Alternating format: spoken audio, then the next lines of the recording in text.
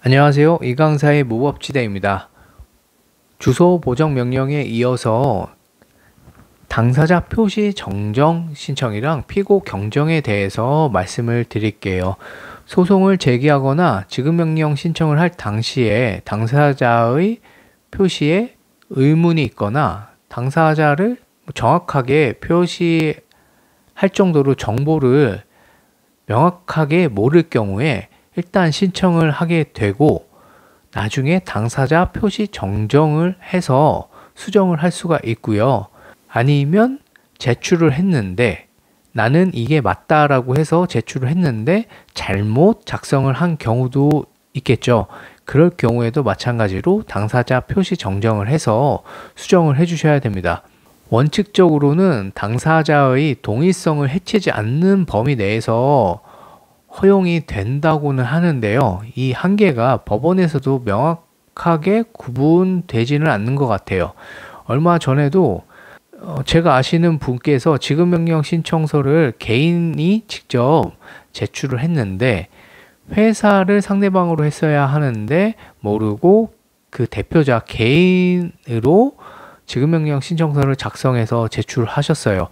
그런데 당사자의 동의성을 해치지 않는 범위라고 하면 피고 경정이나 당사자 변경이나 다른 신청을 통해 아니면 보정 명령을 통해서 변경을 했어야 될 것 같다라고 생각이 들지만 당사자 표시 정정 신청서로 보정을 해서 상대방을 개인에서 회사로 바꿨어요.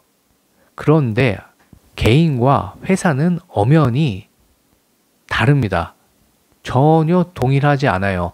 그런데 또 예전에 허용된 사례를 보자면 착오로 잘못 작성한 것이 명백한 경우 이런 예로 허용된 경우가 있더라고요. 그래서 대표자를 잘못 썼을 때 당사자 표시 정정으로 허용이 되는 것 같고 원칙적으로는 당사자 표시 정정은 이미 사망한 사람을 상대로 소송을 제기했다가 그 표시를 상속인으로 정정을 하는 경우와 종중의 명칭이 변경됐을 때 또 정정하는 경우 이 경우가 보통인데 그리고 소송할 때는 피고 경정을 통해서 수정을 하거나 하는데 지급명령의 경우 흔히 하시는 실수겠죠. 회사 대표한테 돈 달라고 하는 경우 이럴 경우 원래대로 제대로 기재를 했어야 하면 땡땡 주식회사 대표이사 땡 누구누구 이런 식으로 기재를 하셔야지 맞고 만약에 잘못 기재를 하셨다고 하더라도 당사자 표시 정정 신청서를 제출하시면 됩니다. 당사자 표시 정정 신청서를 클릭하시면 이런 화면이 나올 거예요. 그래서 정정 전 당사자, 정정 후 당사자 입력만 하시면 돼요. 이거 찾아서 입력만 하시면 되기 때문에 뭐 어려울 게 없고 여기 저장하기 버튼 누르면 되죠. 그래서 내용 보면 여기 이 경우는 상속인인 경우 작성된 거고 피고의 표시를 정정해 주시기 바랍니다. 이렇게 되어 있죠. 어려울 게 없고요.